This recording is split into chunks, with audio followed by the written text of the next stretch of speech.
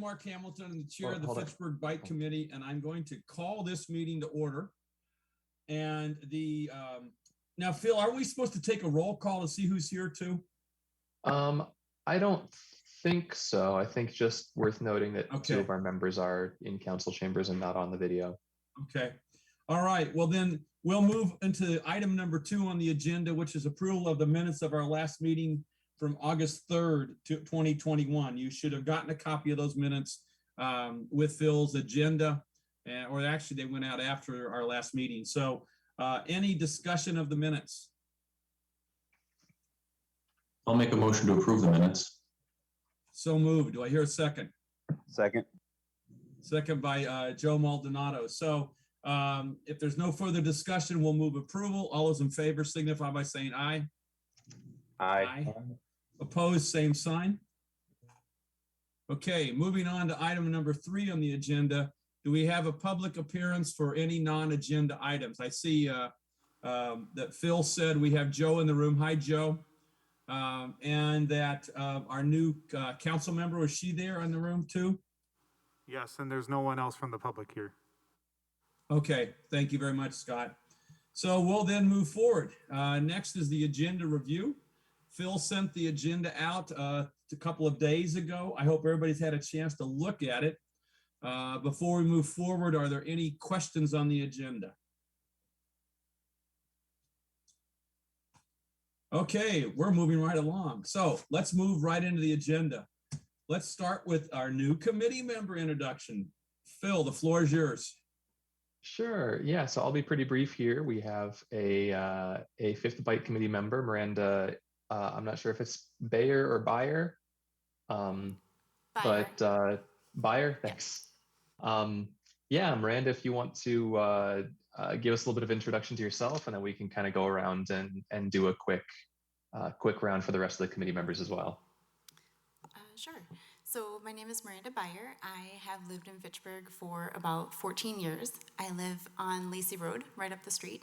I am an avid cyclist as well as a parent. My entire family enjoys cycling together, and we have explored a lot of Fitchburg trails in the area on our bikes. And so I'm super excited to be here.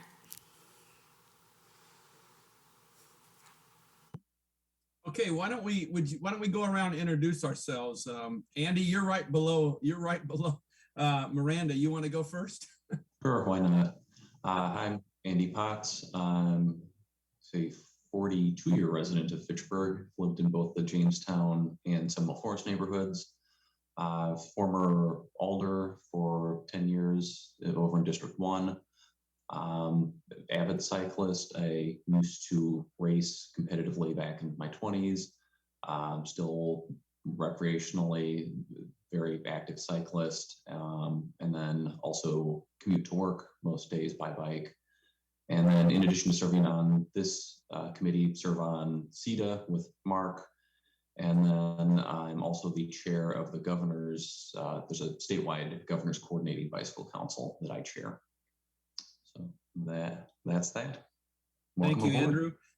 And Angie, you're right below there. Would you mind going next, please? You're muted. And you're muted, Angie.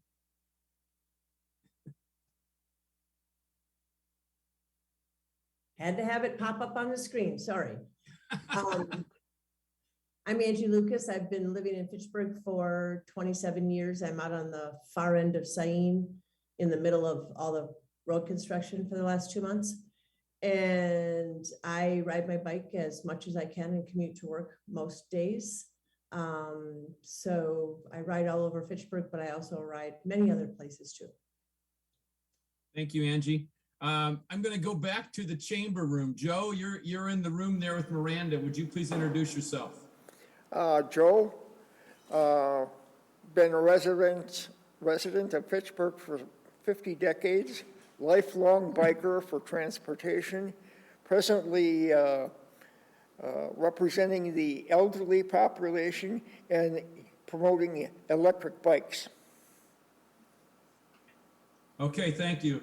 I'm going to move back up to the top now. Miranda, I'm Mark Hamilton, and welcome to the committee. I'm a 30-year Fitchburg resident, and I have been a cyclist not quite as long as some of these other folks, but other than having a bike wreck this summer, which I'm working on my new rotator cuff. I know the trails and the things around here. You don't want to ride with Andy Potts. He rides pretty fast still. But at any rate, it's great to be cycling in Fitchburg and be involved with this. As Andy said, I'm also on CETA and I'm on the Chamber of Commerce Board and I am involved. Joe mentioned e-biking. I am involved in the project. We're looking at some e-bikes. And at the same point in time, I've been retired from UW Health for a little over 2.5 years. So welcome. Moving down to you, Phil. Morning. My name is Phil Groupie. I'm the sustainability specialist with the city of Fitchburg. Been with the city for about 2 years. Just moved down to actually live in Fitchburg earlier this year in February. Probably a little bit less of a intense cyclist than a lot of folks on this committee. I am a casual recreational cyclist, do some commuting, especially since I'm very bikeable to work now. But yeah, I am the staff member for the bike committee and then also the Resource Conservation Commission. Okay, last but not least, our Alder representative to the committee. You're on, Joe.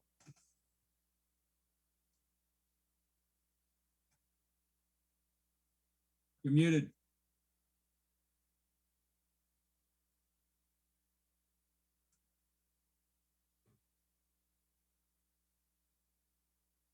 We'll wait a second here while Joe. We're seeing his ceiling.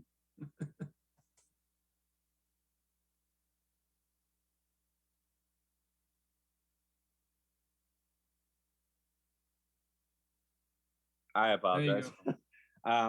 Everybody on the committee knows this. I get my daughter ready in the morning, so it's always an awkward, hectic grind. I'm Joe Maldonado.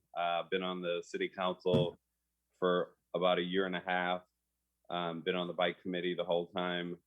I love biking. I've biked probably about 140 miles a week for any of my friends that are on Strava. I have yet to bike with you all, and we need to change that. But I'm really passionate about good bike infrastructure, especially for families, for folks that aren't the traditional able-bodied 30 to 40-year-old male. I think it's important that we have a city infrastructure that supports people of different abilities, ages, and backgrounds being able to ride. I live in the Allied Dunce Marsh neighborhood, and I am a father of a 15-year-old, 5-year-old, and husband of the infamous Mario Maldonado, who owns Luna's Groceries. So welcome to the committee. Well, thank you, Joe. And Miranda, a big welcome to you. I would encourage you to speak up when you have questions, you have concerns that need to be brought to the group. We're a small group, but I think we're an important group to this committee. And I hope, as Phil is giving you some of our background and overview, that we've done a lot of good things over the last 2 years. I've only been on this group a little over 2 years, and some of the others have been around a little bit longer, but I think it's a great committee and we're doing some good things for our community. So with that in mind, I will move on to the next agenda item, and that is an update on projects impacting our, bicycle-related events in and around Fitchburg. So Phil, you want to go ahead? Lou, go ahead and share the packet here real quick. Yeah, so normally here I'd be talking about upcoming bike-related events in and around Fitchburg. I'm not aware of any upcoming events in November or December, so I thought we'd take a couple minutes here just to talk about a couple of the major events that occurred in September, sort of recap what went down there. Cycle September was hosted again by Love to Ride, and again, I put a call out for Fitchburg staff and bike committee members to join the Fitchburg team. A little bit smaller turnout this year, so we had 3 members for most of the month on our team, and just snuck a 4th person in at the end, but still ended up coming in, I think, in the top 20 or 25 government organizations for our size in the country. So the few that do sign up, they're not many, but they sure are avid cyclists. So we're still still finishing pretty well up there in the rankings. The other two were a couple of Bike Fitchburg events, and Mark or Andy or Joe, I don't know if you're able to speak to one or both of those, the Bike Rodeo and Pick Me Up at the Border. I can speak to, I can't speak to bike to the border. Andy, can you speak to that? Did you do Bike to the Border? I did not. Okay. I can't speak to that. I do know that it was the 24th, which was last weekend. Second of all, or a week ago. Second of all, I did participate in the Bike Rodeo, which was over at the Fountains Apartments on the other side of Verona Road. And I know that Joe was up at I think Joe might have been in Door County that weekend, but we had a great turnout.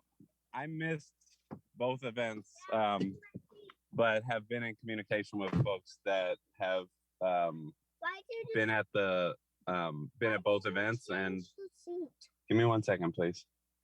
There was I think about 20 people did pick me up at the border. And with the Bike Rodeo, I think they had a pretty small turnout. But they were, the folks that were there had fun.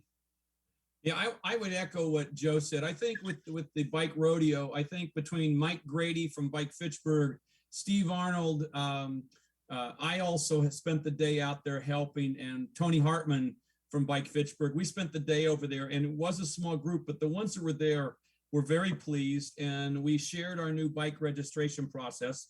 Every kid got a package of what I call swag, things like bike lights, and bells if they wanted them, t-shirts. We had some t-shirts to give away.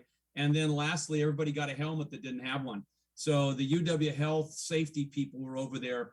I would say there was probably 50 kids that came through over the 4 to 5 hours we had it.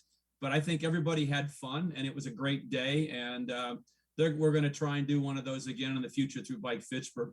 I think the thing I would share with you is that the one thing that Phil had done for us, our new bike registration process, he'll talk about, we had it printed in Spanish. So we were able to hand it out at the event, both in Spanish and in English, if people did need a Spanish version. I got a few thank yous for that. So I think those are good things as we look at down the road, inclusion and diversity in our community. So again, I don't know of any other events either, since I'm not out riding, but I think they were good. So anybody else want to add anything?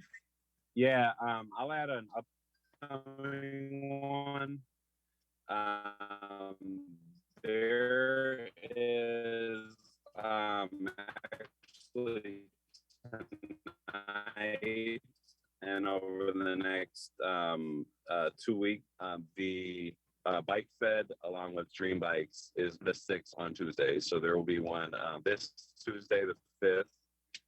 There will be one on the 12th. Have folks from Dream Bikes out doing bike repairs for folks that want to come by in the neighborhood. And if you're all familiar, Steve Arnold and crew had actually installed a bike repair station permanently in front of the store. So, now there's opportunities to have, some good events nearby. They were also there at the Luna's Block Party on the 25th, fixing bikes, and pretty much the whole time there was somebody there getting their bike fixed. So it's good to have them in the community. And it's sort of, if you build it, they will come. Like if you have, folks posted up there, inevitably you're gonna get customers, kids, folks in the neighborhood, coming by to get their bike repaired. So much love to them for, volunteering to do that. Well, thank you, Joe. I think those things are good. The other thing I didn't add about events around the community is that there was the Bikes for Kids project. They were collecting bikes September 18th. And I know I took a couple of kids' bikes over, and I don't know the exact number, but they collected the most they'd ever collected. And then they give them away in the spring. So again, you could donate in our community over at Delta Beer Lab, which is over off Rimrock Road. So we did have some participation in that community project. So Okay, is there anything else, Phil, that you or anybody else the committee wants to add? That's all I've got. All right, well then let's keep moving through the agenda. The next thing is projects impacting our bike network. Andrew, welcome. Everybody. Good morning. We got our trusted transportation engineer on the call here. So talked with Andrew last week about some projects and ask him to fill in again any gaps that I leave. It's a little bit smaller list this year, as you might expect, or this month, as you might expect coming into the winter. We're kind of getting some projects wrapped up and starting to look forward to next year's projects. So if you are on the distribution list for the Fish Hatchery Road construction, you've seen some of the updates on here, but just in case you're not aware, I believe we're looking at mid-November for the completion of this project. At that point, the road traffic will be open in both directions. And I believe at the same time, Andrew, the multi-use path along the west side of Fish Hatchery will be opened as well. Yeah, we'll be paving next week. And so that'll be when most of the work gets done, the week of the 11th, as far as getting that final service on. And then we have kind of a lot of button-up work the last couple of weeks of the year before, kind of closing up shop mid-November. We have some work spilling over into next year. So basically, just so that we, save our green pavement marking one winter season, we're going to be doing all of that next spring. So you won't see that going in the winter, but we will kind of be working on that next spring. But yeah, we're looking to get kind of permanent lanes open the last week of October, and then doing our button-up work the last couple weeks. Andy, as you close things up, and you mentioned the green pavement marking, could we do some communication to the bike community about the green pavements? I still, particularly, even though I'm not riding right now, I'm still getting questions about what's down there at PD and Seminole. And I know at one time this came up last summer. I know Tony Hartman brought it up because he was going around in circles. I'm joking, but we got down there and couldn't quite figure it out. So can there be some kind of, these are what these are, we're going to have more, and these are how to use them over the winter? I think I'll let Phil jump in. I think that he was working on something. I think you're talking about the two-way or the two-stage left turn boxes. So yes. I met with Steve and with Jeremy Crosby with Fact TV a month or two ago to talk about putting out a PSA on those two-stage turn boxes. I can follow up with Jeremy again to see what the status is on that. I know there was a delay, and I'm not sure exactly what it was, but that's if it looks like it's going to be much longer of a delay, I'll at least look to get some generic information to put onto our bike website for the city. But there is a video that I'm expecting to see at some point. I'm not sure on the timeline right now. Okay, thank you. Let's just keep that on our follow-up list, because as I said, even though I'm not riding, I'm still getting questions about it. Thank you. Thanks, Andy. Yep, and I will say primarily we're just talking about in the kind of bike path crosswalks. So just kind of mimicking or within the crosswalks, just to give them higher visibility. But yeah, that's all I have for Fish. So the next one is South Cyan Road.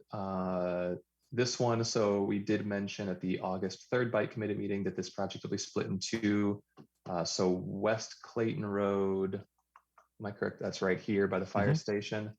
From West Clayton Road north is going to be phase 2 of the project, and phase 1 will be from everything south of West Clayton here. So that first stage will begin next year. Is that right, Andrew? And I was not able to make the public meeting on September 29 regarding this intersection here. I don't know if you have any quick updates from that. Sure. Yeah, so basically the West Clayton North is going to be broken off 2024 construction year, and that's because it's going to a federal grant for safety, the Highway Safety Improvement Program. We also might have some additional phasing, but basically the first thing getting done is going to be that southern portion from our southern limits by Aurora up through East Sherrill, and that should be getting done next year in 2022. So Andrew, what's the timing on that? What months? I mean, sure. All summer, all whatever? That would be, summer, fall next year. Yep. And So avoid these roads. yeah, I mean, we could be looking at, the next, so 2022, 2024, kind of having these open, for construction. So I think for the foreseeable future, there's going to be some work going on here. But really, we're trying to make it as painless as possible. So at least we get the southern half work done. So those are still open while we do the northern half. But as Phil mentioned, we did have some great conversation about some intersection control. Lacey and Cyan will just be a signal just because of the proximity to the railroad tracks. But we did have a lot of debate about two alternatives, a roundabout option at East Sherrill and Cyan, and a signalized intersection concept. I will say the signalized intersection concept came with two kind of distinct flavors. One being a protected intersection. I'm not sure if everybody's familiar with that here, but it's kind of a Netherlands concept, just offering slower right turning speeds and more comfort for bicyclists and pedestrians. So that one is so far kind of the favorite option for most folks. I think with the quick trip going in, folks are concerned about having a roundabout there. So far that has been the favorite option. And then we also talk. Oh yeah, thanks. So yep. So that's what it looks like, and basically has those little teardrop islands in there to both slow down right turning vehicles, to basically extend that radius out into the intersection and slow down most conventional vehicles, and then also kind of square up that turning vehicle before they get to the bicycle crosswalk and the pedestrian crosswalk. So they just increase that visibility, so they don't get lost in a blind spot. So I mean, it's a new intersection type for Fitchburg, potentially for southern Wisconsin, maybe all of Wisconsin. So I'll be interested to see where this goes. But so far, that is the favored intersection. And then we did also talk about 9 Bark / Central Park Place and South Cyan. The two options there would be a kind of compact roundabout, a little bit smaller than one at Fay and Lacey, or just the side street stop, which is what it is right now. And so there is a survey out online right now on the project website that you can feel free to weigh in about these intersection options and then just the project in general. So happy to hear comments back. I think we're looking for comments back sometime this week so we can get back to council on some direction. Okay. Hey, Andrew, I've got a question not related to that exactly, but there was a email back and forth between it was Alder Radafrada and a resident regarding the crossing at Seminole Highway. Yep. And you had mentioned something coming before Transportation and Transit Committee. Do you want to talk a little bit about that with the bike committee? Sure, yeah. And so that's that list that you guys saw a little while back. Basically, that was that prioritization that we did just over the summer. We collected some data on number of folks crossing, speeds and volume, and also crashes at, I think, 7 crossings around the city. Mainly, the intention here was just, as you know, I'm sure you remember, just to we have some extra equipment that we, for the flashers that we took off of McKee. We'd like to get those back up somewhere and get use out of them. But not too many locations really met the criteria that is defined in our 2017 bike and ped plan. So at least we want to make sure we were doing kind of a broader scale prioritization. So we asked for folks to kind of nominate candidate locations where we would go get data. We got that. We did the kind of initial prioritization, and Seminole and the Capsay Trail kind of went to the top. Unfortunately, the Cannonball Trail wasn't open. Well, it was open, just it wasn't open further west, so that wasn't included in the study right now. And we only have one set of RFBs. I think if we got creative, we might be able to stretch it to 2. But I was trying to kind of just keep this kind of small scale, just get that equipment back up there. So so far, basically, I think that Gabriella, we presented TTC2. Gabriella kind of sent that around to all the alders just to see if there's any additional feedback. Hearing none so far, I think I was just going to go ahead and try to get that put up next year, up at Seminole and the Capsay Trail crossing. Okay, so going back Awesome. to Thanks, Andrew. I'm sorry. going back to Cyan, the Lacey Road to the end of, well, certainly down as far as I am on Old Indian Trail. When are we done with that mess?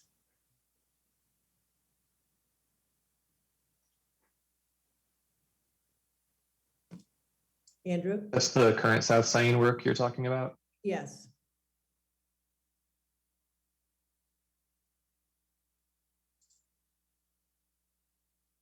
So, Andrew, can you put the slide back up again and then Angie can reference what she's talking about regarding Cyan and Lacey, please?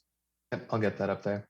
I think that's what you're talking about, right, Angie? It's south of this section. So right now, South Cyan is under construction south of here, down through Irish.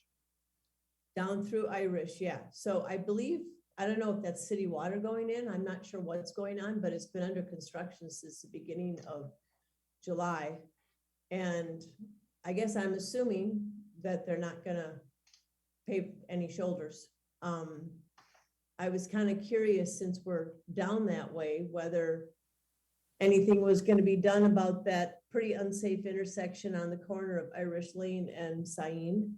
It's been pretty quiet with nothing that I've known of since construction started, but I was just curious as to what the whole game plan of that section of the road that's under construction right now is. Yep. Yeah, so that, separate project, but that's a good point. Water main is going in first. Then I think right now we're doing the Tarpley-Wick neighborhood, and then we're going to follow it up with resurfacing of South Cyan, basically from up to Aurora down to Irish. There was a few delays in that project, so I'm not exactly sure what's getting buttoned up this year versus early next year. And that's Tom Baldwick's project. So it's, Tracy's water main project and Tom's resurfacing project.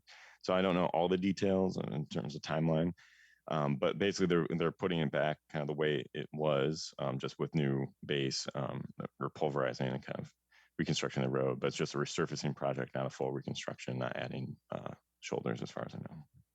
Yeah, I was very disappointed that was not addressed and the shoulders were not taken into consideration. There's a couple areas there that are definitely, as you're coming up past the farm, where there's a little bit of a rise, that it's kind of a blind area, and that intersection at Irish and Cyan has been a problem for the whole time I've lived there. They seem to be almost going as far as Hilltop, if not further. But it's never something that's come up in any of our meetings, or at least not much. So I was just curious as to why not. Yep, that's a good point. And so from my understanding, so we have, this is a CIP project. We have Fitchburg Road coming up next year for design. Obviously West Lacey, some examples of CIP projects where we're adding bike lanes. From my understanding, the resurfacing projects, which is kind of just a bucket in the CIP, generally doesn't put bike lanes or paved shoulders on. There's definitely some exceptions to that, but I think what would be good is if we have particular high priority, especially rural roads where we would otherwise just be resurfacing, that we try to get those shifted into a specific CIP project and get the dollars allocated for those bike lanes. I think in this case, it was just kind of too late in the schedule that they couldn't accommodate that additional cost. I think it was going to double their construction costs to add shoulders. And there was lots of right-of-way concerns with the railroad there, of just kind of ambiguity. So I think in just the interest of getting it done, on schedule and on budget, I think that it just went in the way it was scheduled. So I think that's maybe the takeaway of, if we want to prioritize projects, maybe we start talking about those, and kind of get those cleaved out as individual projects with added bike facilities.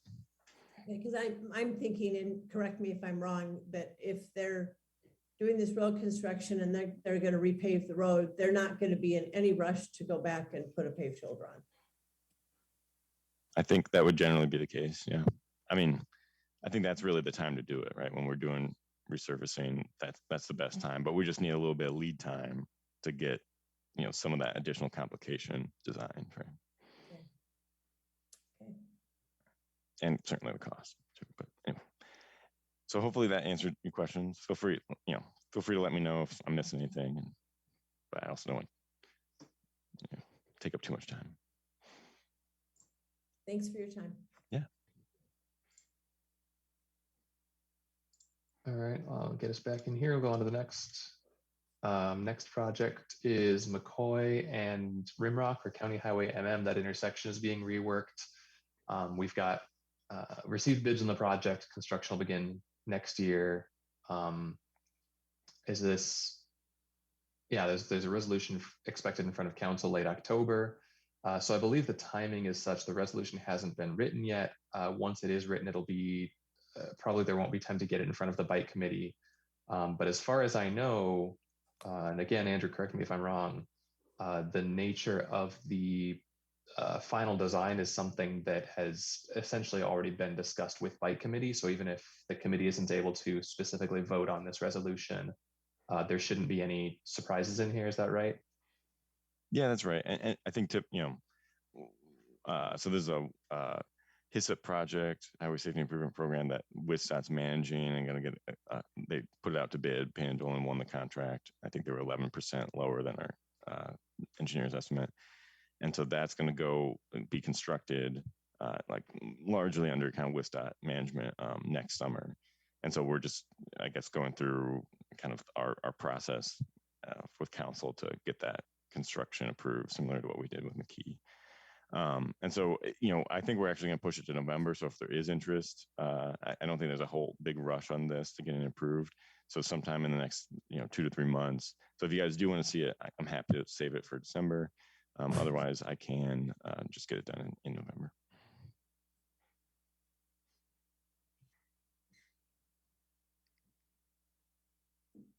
What does the chair think about that?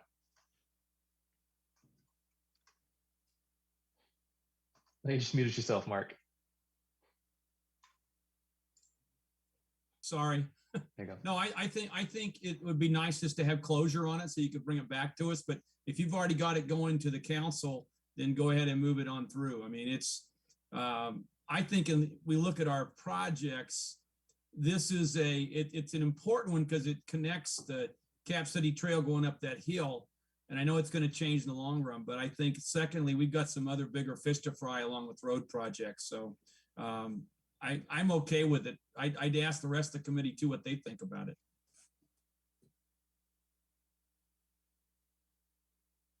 I think we've largely seen the design. So unless it's changing radically, which it doesn't sound like it is, I don't know that we need to see it again.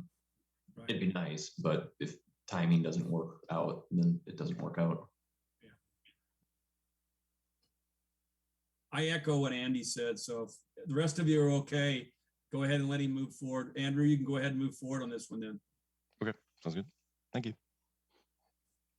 All right, thanks. And then the last specific project here is the 9 Springs Valley Interceptor project that the Madison Metro Sewer District has undertaken since last December.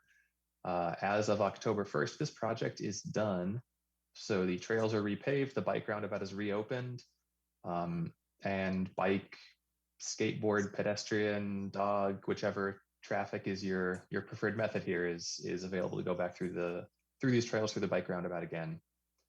So that's it's really nice to get this open. And that'll also interface well with it's a couple agenda items later, but the bike data collection that we're going to be talking about. Okay. That's nice to have that open. I think it will allow us to get a true sense of what's going through our city. Yeah, it's been, the one place where we do have trail specific data counters is that I think all of you except for Miranda were on the committee when this started happening, but Dane County Parks has their trail counter right here in the Cap City Trail near the roundabout, and Alex DeSmit with the county has been sharing that data with me. And unfortunately, through over half of the pandemic, we have not been capturing data from there. So we don't. And I guess last year there was Cap City Trail construction as well. So we never really did get a good sense of how trail traffic along Cap City changed during the pandemic, which is unfortunate. But that'll start capturing data again, and yeah, good to get that open. Other projects scheduled for the next couple of years. I don't think there's anything new here we haven't talked about. that intersection of McCoy and MM, the Cyan Road project we discussed. Andrew said there are various restriping projects to take place, and then, as we've definitely discussed, the West Lacey Road and the Seminole Lacey intersection, plus Fitchburg itself, over the next couple of years. Can we have an update between Phil and Andrew about the West Lacey Road and Seminole? Because I know we had a lot of discussion about that too, whether it was going to be a light or a roundabout, and then how the Cap City Trail or the Badger Strait was going to cross Lacey. So the latest we got on West Lacey, at least, was after the bike committee approved the recommended design from our engineering team. Council discussed that, and the final decision was 5-foot bike lanes each direction with a 2-foot buffer and a 10-foot multi-use path along the north side of the road. Andrew, is there a decision yet on that intersection, or does that still have to be determined? For the intersection, I'm preparing a resolution to council for October.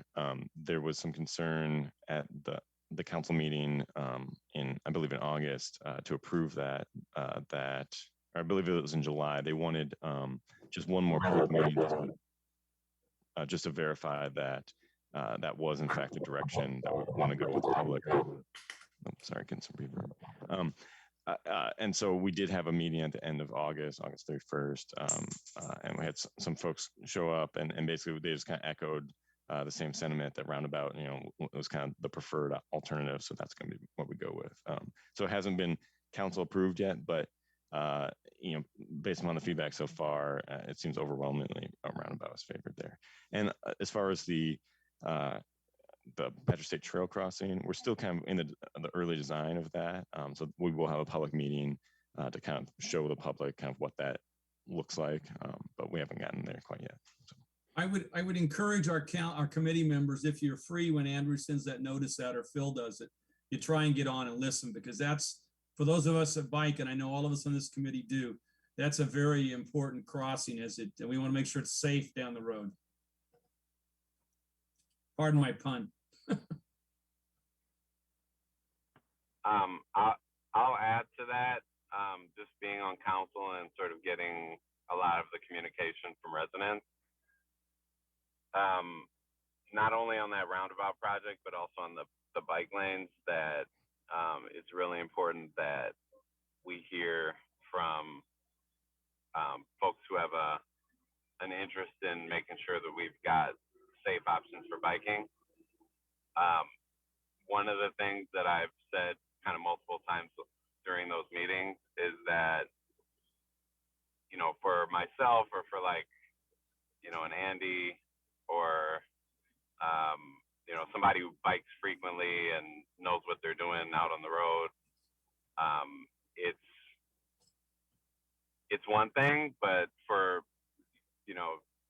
a person who bikes less frequently and may have concerns about safety, just having those safeguards is really important, especially just given the kind of traffic that comes in around there. So, it's really important that the council hears from you, hears from the people in your lives, and hears those personal stories, so that when they make those decisions, they're taken into account that it really is an important safety issue. Thanks, Joe. I couldn't agree with you more. I didn't have my wreck on Badger State Trail, but I couldn't agree with you more. It's can be a dangerous intersection. Miranda, just as a point of reference, as you move around the city and bike with yourself and your family and your friends, if you have any issues or concerns that come up, please raise them to the committee. We'll be happy to discuss them. Thanks. I would say to Angie's question on Irish Lane and Andrew's point about kind of getting a sense of which are the priority roads that maybe we need to look for specific CIP funding to add shoulders, to add bike lanes. One thing that has been discussed a couple times since I've started working with this committee, and we've never really formally gotten into, is Mark, perhaps at one of these upcoming meetings, either December or February, it would be good to either spend some time during one of our meetings or else create kind of a smaller working group tasked with revisiting our 2017 bike and pedestrian plan and checking to see which areas are still outstanding and if things need to be updated. You know, certainly some of the neighborhoods in the city are different than they were in 2017 in terms of population, in terms of vehicle and bike traffic, and so maybe getting an updated sense of what roads are still need a lot of work or need to be added to the list that we weren't aware of in 2017 would be a good thing to spend a little time on. Yeah, I think that's a great idea. I'd like to see us in our next meeting begin to talk about priorities for 2022, and certainly getting a small group to look at that is fine. I know, Phil, you and I personally went through that, and I think Andrew did too, but it needs to get gone through again because we've kind of moved on some things and there's some stuff in there. I think it's a great idea. So put it on our to-do list. Yep. And then one last thing, I missed a comment here from Mark. Thanks for adding that in. Andrew, regarding the Cyan and McCoy construction next year, have you been in touch with race day events, since that is one of the routes they frequently or always include as part of their triathlon? Yeah, that's a good point. So this year we closed Cyan, and so they had to shift to MM and then Irish, and so I would expect that sort of detour for the next subsequent year, you know, for two to 3 years. Just knowing, depending upon when we can have things open, it might be possible. But I would, yeah, we basically we're going to be passing on that information of different sections of Cyan are going to be closed. We're probably going to want to go with that detour for at least the foreseeable future. Thanks, guys. Okay, is there anything else on the bike network, Phil or Andrew? Thanks, everybody. Then thank you very much, Thanks, Andrew, for coming, and I appreciate your participation in our group and your following up on items. Next, let's move into the new registration process. This is something we need to pat ourselves on the back. Oh, sorry, Angie, go ahead. I will admit to being extremely frustrated with the section of Cyan that they're working on right now, and the fact that we were not clued into any of that, and they won't be doing anything for complete streets on that stretch for a long time now. And that was really their golden opportunity to connect the neighborhood that I live in to the rest of the community. Really, really disappointed. Well, I think that would be, that's definitely part of, you know, my impetus for bringing that up, that, you know, it is, I think, especially tough when you get outside the urban service area, that if you don't have people, I mean, you certainly have been advocating for more bike infrastructure along Irish Lane, but as a committee, like actually putting the time into saying, hey, these are our priorities, and make sure that anytime any of these projects are discussed by Public Works, by the engineering team, that they know that that's something they need to prioritize. Well, I'm not in any way faulting Andrew. This is not his project, but the fact that it was not even taken into consideration, and it is on the Ironman route, you know, not that they run everything, but you know, the farm that counts on people coming to get their corn didn't know until 3 days before the project started that their entire route was going to be affected. You know, I'm just really, really disappointed right now. Again, Angie, I think as we move into 2022 and beyond, we need to ensure that, one, if we can get to these meetings, I know you've been attending them, but as Joe said, we need to get the rest of us giving our voice out, and we need to let Andrew and the city know where our concerns are and make it safer, because my number one priority being chair here is that we have a safe place to bike in this city. Right. And we are getting bigger, and nobody's going to argue that we're not just focused on between McKee Road and the belt line, so to speak. I'm joking, of course, but I mean, it's going to change. And so I think we need to have an active voice. And I think as we plan, we need to be at the table with Andrew and the city folks and participate. And if you guys can let us know how to participate, I know Bike Fitchburg does, through Steve and others do participate. We need to start doing it too. Well, and not make Joe be a voice by himself. Right. And like I said, Andrew, I'm not being critical of you, but the people doing the public works projects, like the water main stuff, they should be communicating with you as to what's going on. So yeah, very, very disappointed. All right, so point well taken. We'll include it in our planning. Andrew and Phil, please put it in your thinking caps. Let's move forward to our to number D on the agenda, the bike registration process update. And again, I want to give Phil some kudos for once this got passed by the city for putting this together for us. So Phil, I'm going to turn this over to you. Sure. I think this can be pretty quick. We talked about this a lot this year. We did get the bike registration process changed in Fitchburg. So as you know, everybody knows, and I guess to recap, Miranda, I'm not sure if it was any of the documents that I sent you. One of the key things that the League of American Bicyclists recommended we work on for moving from being a silver to a gold community, and even beyond the kind of the plaudits, just what makes us a better biking community, what makes us more accessible to bicyclists. And one of the key ones that they talked about was making sure that we eliminate barriers to cycling. One of the big ones that they've identified nationally is mandatory bike registration ordinances and laws. They can serve as a psychological barrier to people who say, I don't have the time or the money to get my bike registered, and so they just don't do it and feel like they then just can't bike, or people who are worried about getting ticketed, or in some communities there is a history of tickets being given to cyclists in a punitive manner, especially in a very non-equitable way. And so it's a question of equity and justice, and just really kind of trying to make biking more available to everyone. So we worked with the Common Council, and the Fitchburg's mandatory bike registration ordinance was repealed in June. So now bike registration in Fitchburg is optional. There is no longer going to be a city registration process. The police department will hold on to existing registrations. They'll still have those in the books if they need to reference for any bikes that are lost or stolen that are recovered. And that's really kind of the key reason to have bikes registered at this point, is for safety and for tracking. So what we're encouraging now is registration with one of two free sites that essentially they're national nonprofits that offer free online registration, Project 529 and Bike Index. So what we've been trying to do this summer, and I'm picking it up a little bit more this fall, is inform Fitchburg residents, because talking to, it was either Mark or Steve told me that at the bike rodeo on September 11, everybody that they handed out these flyers to was not aware that the bike registration process had changed. So that's something that we need to be a little bit more vocal about getting the word out. So I worked with Mark and some others to put together, and this was in your agenda packet, but to put together this new bike registration process form, or rather I should say Mark did more of the work here. So Mark worked with me and others.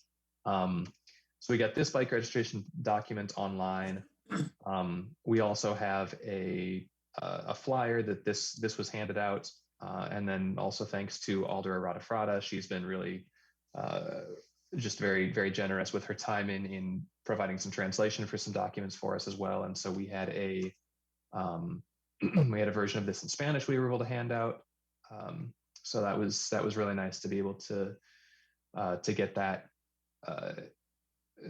available as well. And then the Spanish version of the registration flyer and document are also available on the city's website. In terms of something weird happened on my screen there. I'll try to fix that in a minute. In terms of additional communications, I am Chad Siegel with the Recreation Department said he is happy to have his team help with anybody who is looking for assistance registering their bike with an online site. He said he'd be happy to have his team help there. So I'm going to put together a document for them just that kind of gives them an overview of what steps they need to take to assist people looking to register their bikes. I am going to chat with Jeremy Crosby soon for Fact TV on one of the episodes of Talkin' Fitchburg. Tomorrow, in fact, I think I'm going to make sure that there's several things that a couple of events coming up that are RCC and more public works related. But I also want to make sure to mention this new bike registration situation. and yeah, then just looking for Bike Fitchburg to also do some communication and hoping that the local bike dealerships and repair shops will also be vocal about this. Phil, we also want to be certain we get this in the Fitchburg Star. Mm-hmm. And the mayor said Lisa Sanford could help with that. Yes, so I got it in the October edition of the Star in the city's kind of monthly newsletter section. Great. Any questions of the group about the work that Phil has done over the last couple of months to get this up and running for us? Nice job, Phil. Yeah, thank you, Phil. Good job. And thank you, Council Alder Maldonado, for helping get this through your colleagues too. All right, we're a little bit behind schedule, but I think we can catch up. Phil, let's move on and talk about the bicycle data collection update. This has kind of been my broken record since we got our scorecard back 2 years ago. So floor is yours. Speaking of things we heard from the League of American Bicyclists, the biggest one was, if you'll recall, when we got our last scorecard back, one of the key things is ridership percentage in a community. They used the ACS, the American Community Survey, that's sort of an every year or two supplement to the every decade census. So in that ACS, one of the questions that's asked of respondents is their primary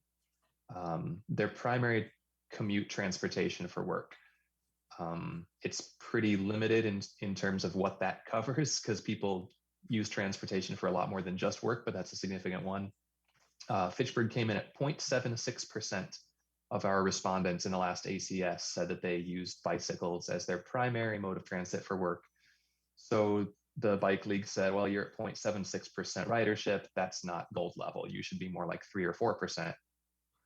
So that's one of the biggest things, probably the biggest thing for us to work on. If we can demonstrate that those numbers are higher and work to get those numbers higher, overcoming that hurdle probably gets us to gold on its own.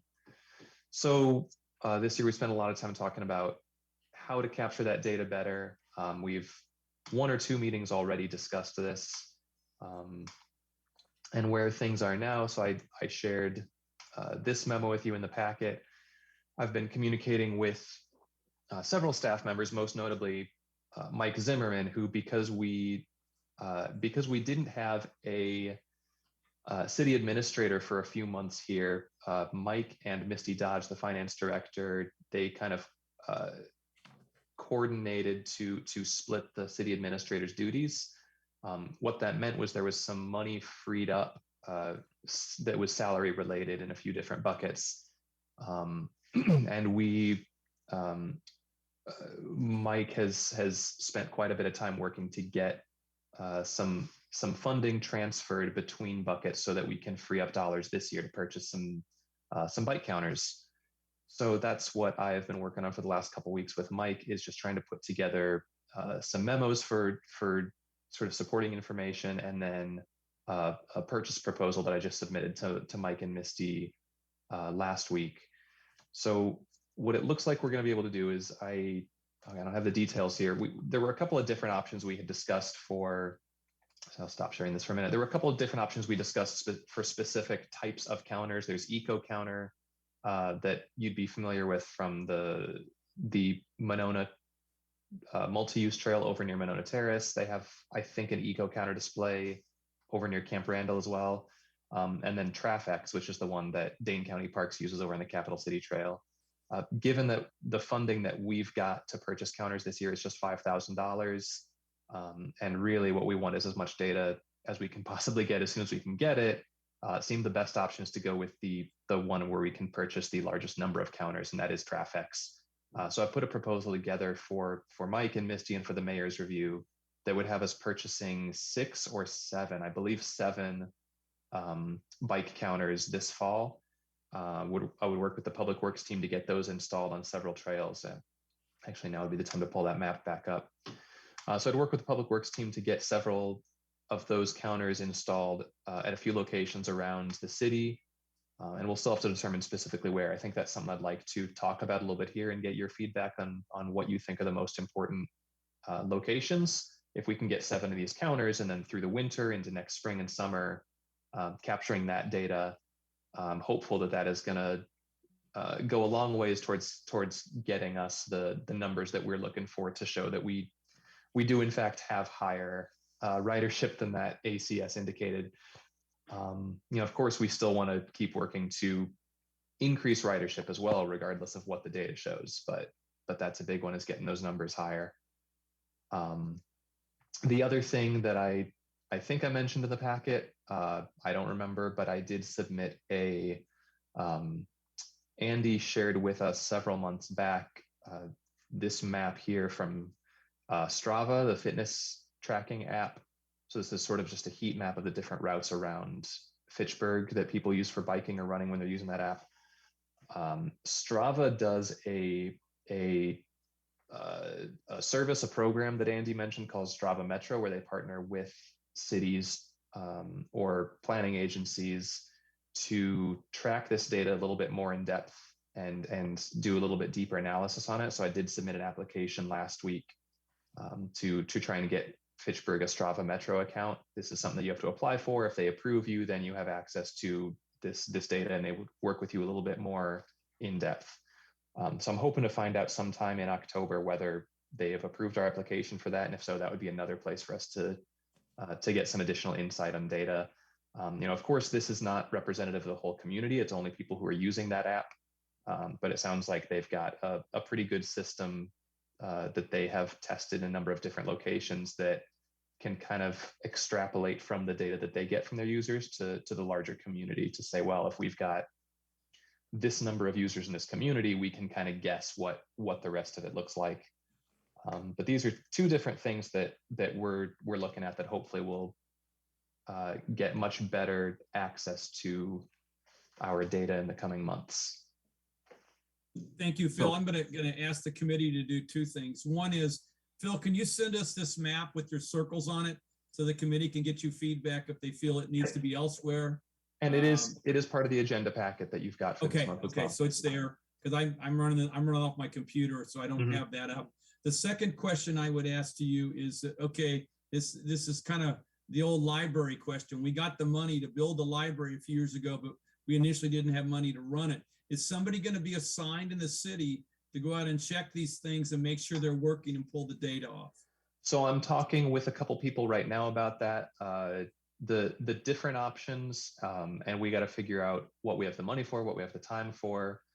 The options would be either that somebody on Scott Endel's team with Parks goes out and collects this data either every month or every 2 months. You basically, there's an infrared trail counter that is in a weatherproof box. You mount it on a pole, and it just points across the trail and captures signals as people break that infrared beam.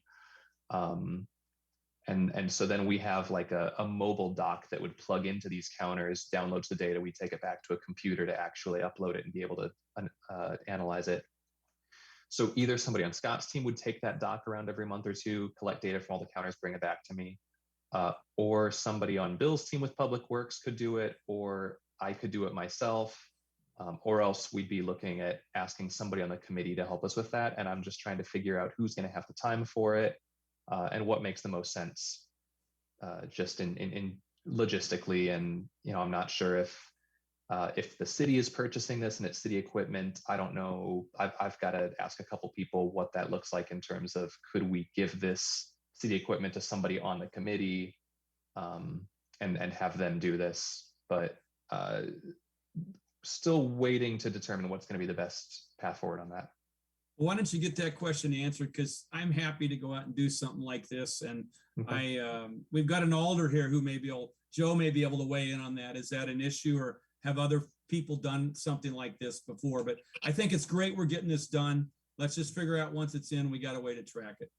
And know they're working. That's the other thing.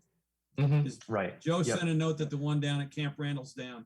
Yeah, that's one of the eco counters. I think one of the biggest, probably the largest time commitment with these is going to be the installation and calibration. So once you've got them installed, they're pointing across the trail. Well, now you've got to, kind of hang out there for 30 minutes or an hour while people are walking and cycling past, and then check the data that it collects. So you're kind of doing your manual count. You do the data download and make sure that the two align with each other. there's some data misses that you're not going to be able to avoid if you have two people walking identically, in stride together. The beam is just not going to capture both of them. But you want to get it as precise as possible, and that sort of configuration will take some time. But beyond that, the monthly one I think should be less of a hassle. And yeah, the biggest thing for me is just making sure that we know when the counters come in exactly where we want them. So that's something we could chat about now, or I could take kind of some feedback from y'all offline after the meeting. Committee members, any feedback where the circles are? But Mark, actually, can I make a point about something related, just on the Strava Metro account? Sure. And I know how talking about how Strava, they say they have an algorithm they can kind of extrapolate. Well, we know if it's this many Strava users, we can assume that it's this, that X number of Strava users equals Y number of total users. But I think that's the nice thing about having the counters is we can go verify that data. If they say, well, we know that 10 Strava riders went through the roundabout during these hours, so we think that means 50 people really went through. We've got the data to go out and actually look at it and see how many people did really go through. So I think that's just kind of to make the point that having both of them, we can use kind of one to calibrate the other. Mm-hmm. Good point, Andy. Yeah, absolutely. So Phil, one quick look at your map. Does the committee have feedback about where these are sitting or propose to sit? Excuse me. With one thing that I will mention to keep in mind as we're deciding it, there are some eco counter setups that you can actually like embed in the concrete and kind of put them anywhere you have a trail. With these infrared counters, it's just a beam that is sent out about 15 to 20 feet. So these wouldn't work on, say, a multi-use path right along a major road because they're going to capture a lot of cars that way. So these counters are going to be best placed somewhere where we just have a single cycling trail or a multi-use trail kind of on its own. The only place I might suggest, but I don't know if it would be better or worse than any of these other places, is along the Cannonball, where there's that little line that connects the Cannonball and the Cap City Trail. Maybe somewhere along there, either at that intersection or at the intersection right below it.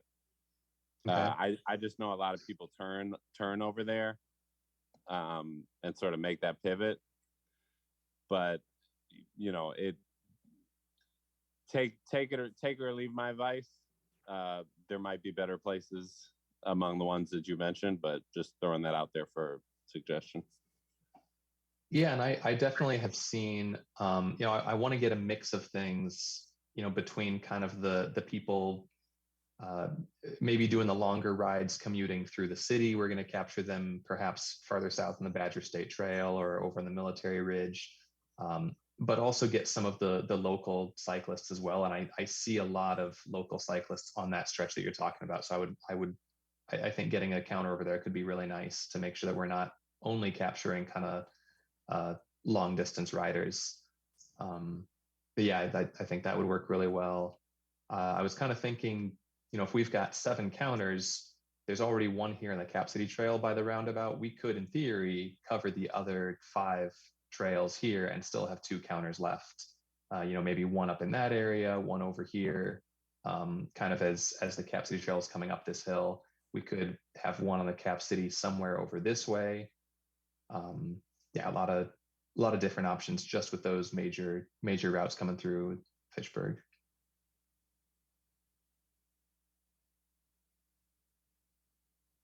So this is primarily capturing the trail activity because, as you said, yes, there's a significant number of people that ride Seminole Highway down and south and of course back north. And at the same point in time, you've also got one on Fish Hatchery.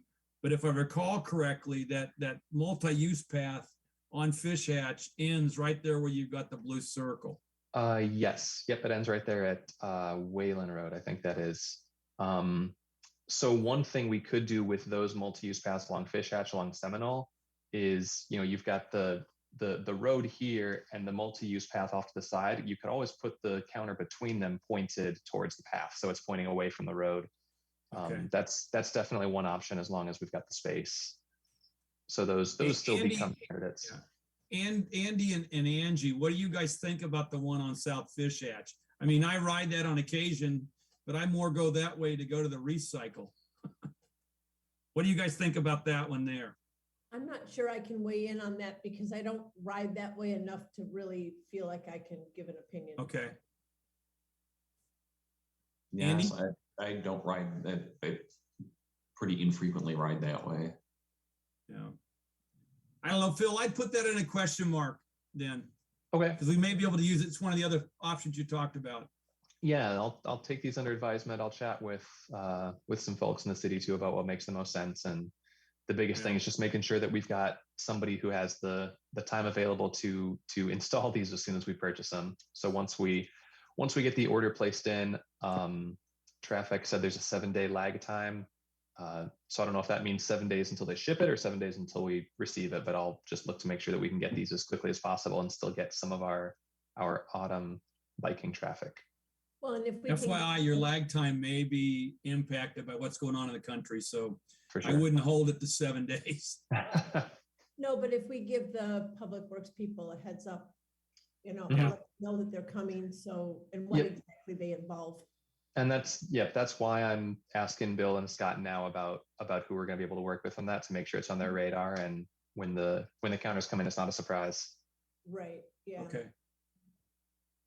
Well, good work, Phil. If council members, if you've got or committee members, you have feedback, please get it to Phil. I'm going to move us along here and go to item F on the agenda, the bike-friendly community journey to gold. And I'm going to let Phil open this up, and then I'll kind of fill in some other pieces to it. Sure. So this is kind of an ongoing thing as well. It's sort of at the basis of everything else we're talking about here, trying to make sure that we get from silver to gold. One, because it's great branding, but two, because, you know, we want to improve as a cycling community, and getting that rating is kind of the confirmation that we've been doing the things we need to do to become friendlier, more bikeable. So let's see, did I put anything in? Oh, sorry, just a second, I accidentally closed the packet here. So there are a number of things that the Bike League recommended we work on to improve ourselves as a community. You know, as mentioned there, one was making sure that we got our ridership higher. One was that we eliminate any barriers to cycling. So here's that increased ridership. I've got this status at yellow. We're working on that. Definitely not there yet. You know, removing ordinance barriers I have down here is a green. I think that eliminating the mandatory registration was a huge feather in our cap there. Improving the bike network, I wouldn't suggest we're done with that, but the green is kind of, I think we've made enough progress since the last application that we can demonstrate we're moving forward on that in our next application. Similar with bike safety education here, we had 2 bike rodeos in the last month. So there was a September 11th bike rodeo at the New Fountains Apartments that Mark mentioned, but there was also one in, I think, late August, possibly early September, that Officer Lisa Heitman put together as part of the community night out. So having those two, because Fitchburg doesn't have its own school district, in our application, we can't point to bike safety education in schools necessarily, because it's not something that we have as much say over. But certainly having those bike rodeos is a huge component of improving bike safety education in the city. The other ones listed in here, bike parking, we still have the sort of survey of bike parking around the city that Steve started putting together years ago. I think the big thing is we don't necessarily have a messaging or strategy in place for pushing businesses to improve their bike parking. You know, the city can control its own bike parking situation, but this one, I think we haven't done anything to directly address this in the last couple of years.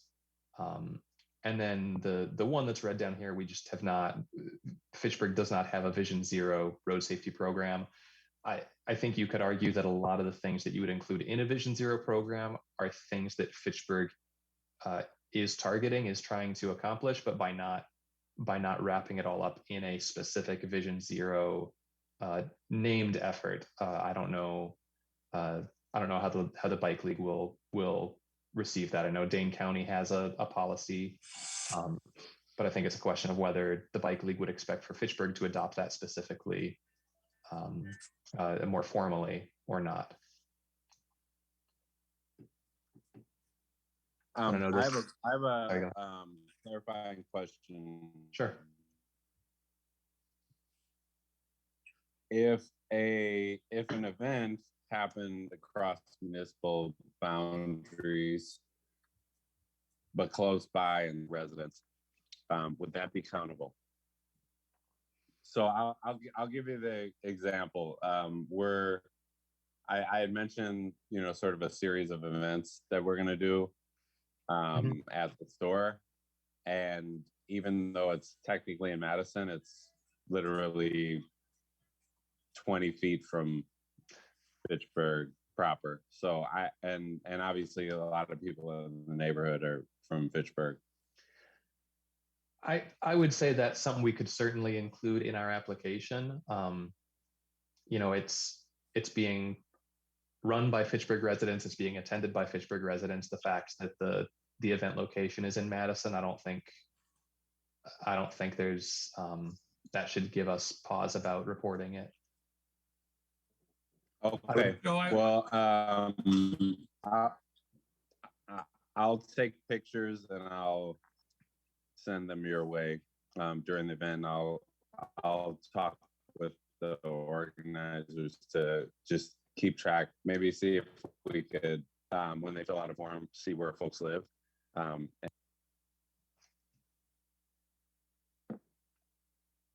I think the more we can have, Joe, the better we are. And I think the bike league knows we intersect with Madison. Another example, we had a meeting last year. Madison wants to put a bike track, pump track north of Leopold School. Well, as you know, we're almost in Fitchburg till you cross that street. So I think those kinds of things all show we're paying attention to our community, because it does serve both Madison and Fitchburg there. So, but let me add a couple things to this. When I became chair of this group, I had created a work plan for this this goal journey, and Phil has accurately reflected things on here, but there's also more than this that we need to be aware of. And I asked Phil, I didn't get it to him in time to get out yesterday, but here it is. I'd like you guys to take a look at this, because we have an ad hoc committee on this group. At the same point in time, we've got some things that we haven't done. Right where Phil's pointer is, the Fitchburg City designation. This is an important one we need to get answered. And I tried to put some deadlines on here because the Bike League has put a moratorium on applications until the spring of 2022. So most likely we can't, right now we couldn't apply if we wanted to. Second of all, fall 2022 may be the deadline to shoot for. I talked to the lady Amelia Neptune at the Bike League. We had a conference call with her, and I know Andy Potts and Phil participated a couple of, probably 2 years ago now. I talked to her again during the pandemic, and she said, just stay in touch. And so I'd like to reorganize this group. A lot of what we talked about today, we talked about counts. We talked about our bike network. We talked about safety. Everything that we're working on kind of does tie back to this directly or indirectly. And I would like us to be able to get a hold of Amelia sometime before our next meeting and just have a conference call. This is not, this work plan was just it was my work. I put it together just so we could track it. But again, to remind Andy and Joe that they're on our work group, and we need to get some update on this. The city parking is one that we haven't started, as Phil said. It's right there in number 50. And I think we need to clarify that because we've had our neighborhoods have changed. We've had new shopping centers, for example, go in. We've had neighborhoods like Terra Vesa come online. And we need to be aware of how this works. So we need to get some subgroups or us to work on this so we get some information going. We also need to pull in Bike Fitchburg to help. And Tony Hartman and Steve Arnold have said they'll be more than happy to help. So I guess if you'd look at this, I would appreciate it. Again, this is my work. This is not an official city document, but I think it captures where we are. Phil, would you disagree with that? Nope, I would not. Okay. So I would ask Phil to get this out with your permission and with Phil's permission. We will work to keep get a conference call with Amelia. Andy and Joe, I'll include you in that conference call request as well. And then lastly, just on a good news front, Tony Hartman and I met with the new chair or the new city administrator, Chad Brecklin in July, and with Mike Zimmerman too. And then I met with the mayor over a cup of coffee on another topic 2 weeks ago, and we spent time going over this thing. So he wants us to pursue gold. He thinks it's important for the city. And he said, and Joe Maldonado, what he said to me was, let me know where you need help from me. So I think that helped us get the counters going. It also, when I talk a little bit later about the e-bike project, we'll be able to go from there. Lastly, on this list, I want to call where Phil's pencil is now, 58. I've been maintaining a list of improvements we've done since the last scorecard. And I'm going to update it. I will get it to the committee to look at. Again, it's a working document. It's kind of how I've kept myself organized. But I think there's things that you guys have brought up today, like when Joe brought up the other event coming on at Luna's. That's not on there. We need to get the new things on there so we can show to the league we're serious about this. The deficiencies Phil shared with you, those are the most important ones.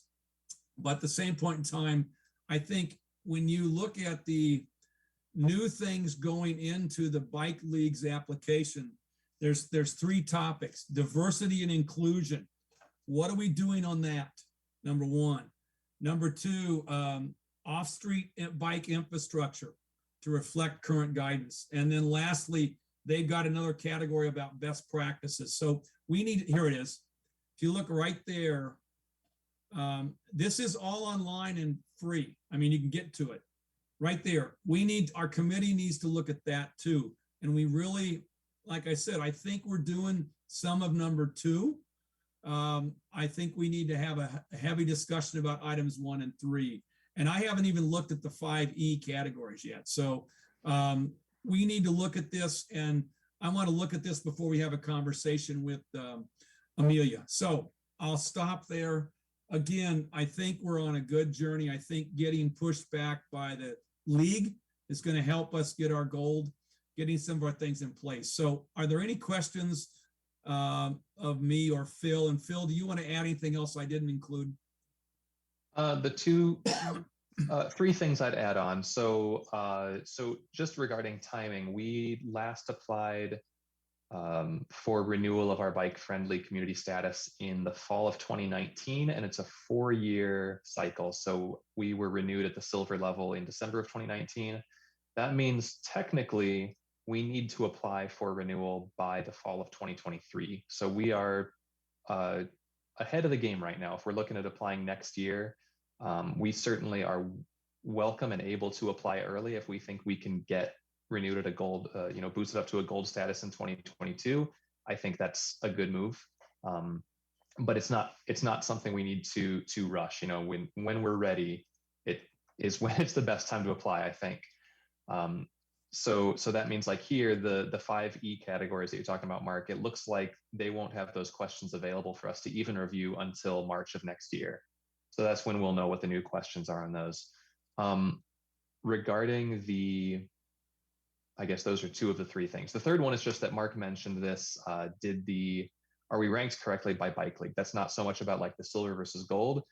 It's that Fitchburg was categorized as an urbanized area in our last application, which is the same categorization, the same classification given to Madison. And I believe also Monona, where Middleton was classified as a suburban community. So I've just reached out to Amelia to try to get that clarified. If there's a reason that, I feel like Middleton and Fitchburg are pretty similar in a lot of ways in terms of our overall population spread. We maybe have a little bit more high density development in the northern part of Fitchburg, but also a lot of spread out suburbs and rural areas. So I just want to make sure that this is, that we're being compared against the communities we should be. So that's a big goal of mine, is just to get that squared away. I just realized I'm probably still showing you the website here as I was clicking around on the spreadsheet. But yeah, that's all I wanted to add. Otherwise, yeah, Mark, I think you hit the nail on the head. Yeah. And the only other thing I would add to this is talking to a couple of friends who are involved in these same journeys. When the iron's hot and we're ready to go, we need to apply. And in the past, the Bike League has opened this in spring and fall. So we need to also find out from Amelia, is it just going to be open up in the spring, or is it going to be in the fall as well? So this is why I think it's time to, even if we go into the fall of 23, which is the technical requirement, we need to be certain what our city leaders want us to do as well, and we have the pieces in place. So I think more to come with that. Again, Phil, I would ask if you would attach those two documents to the committee, and I'll then work to get the conference call with Amelia set up. So anything else on this? Questions from the committee?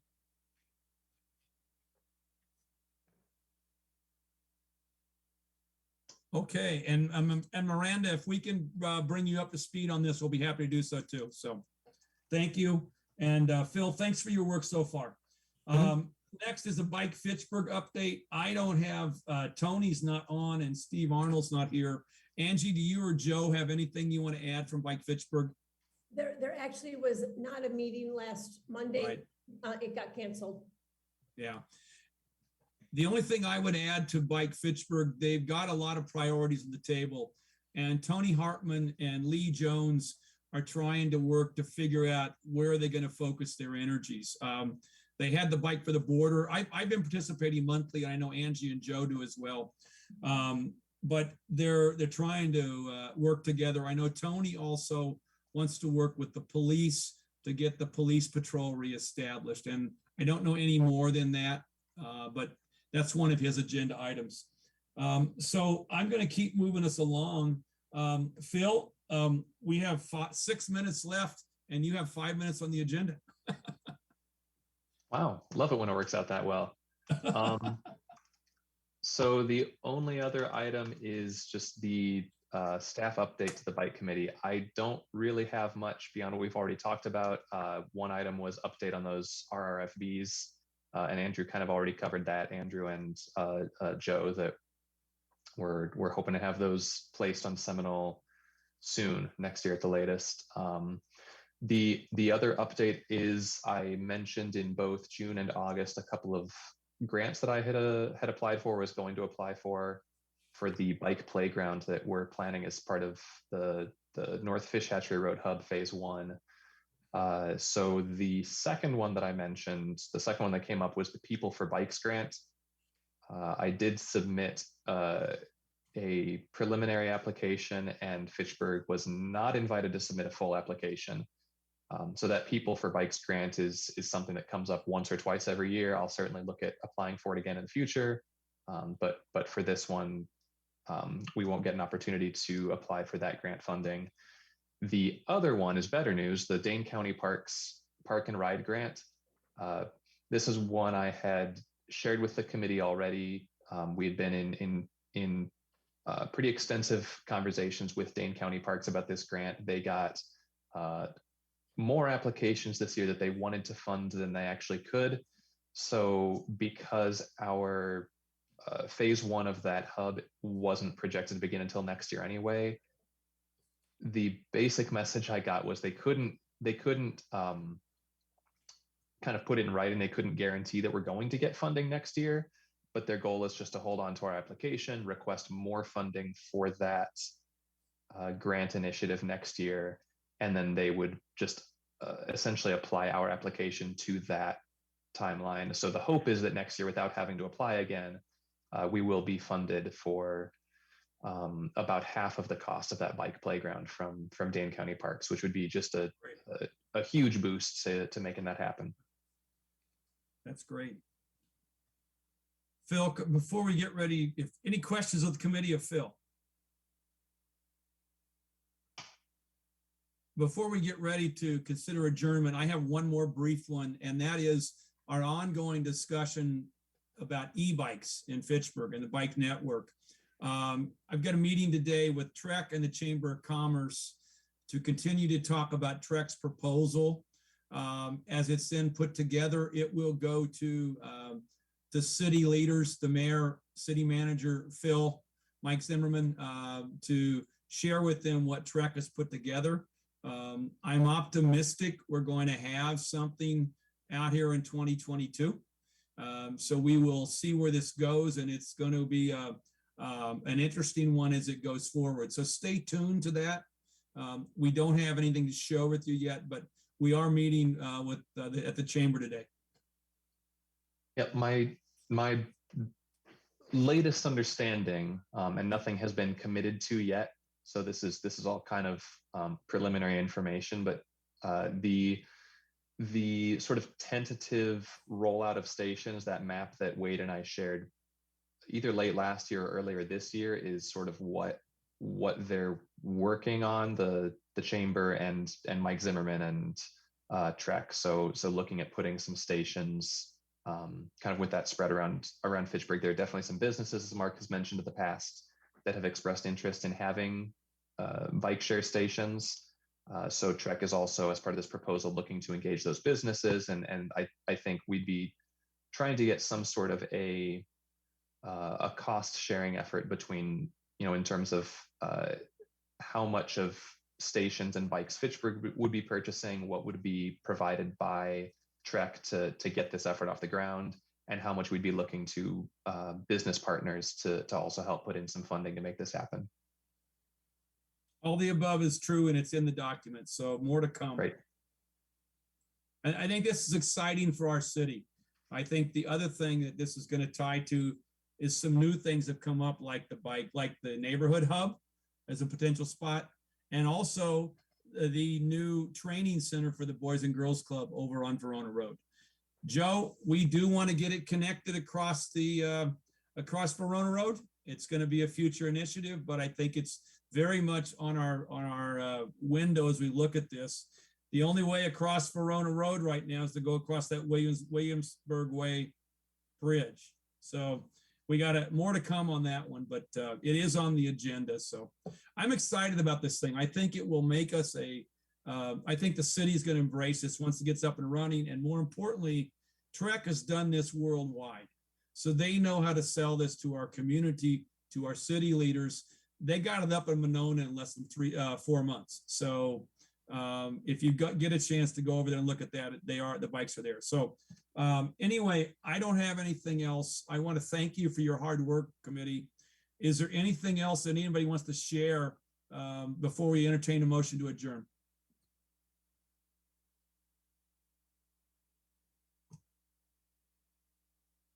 All right, I counted to 10. So we'll entertain a motion to adjourn. So moved. So moved. Is there a second? Second. Moved and seconded. All those in favor signify by saying aye. Aye. Aye. Thanks, group. Great meeting. We got a lot going on. Stay tuned. There'll be more to come shortly.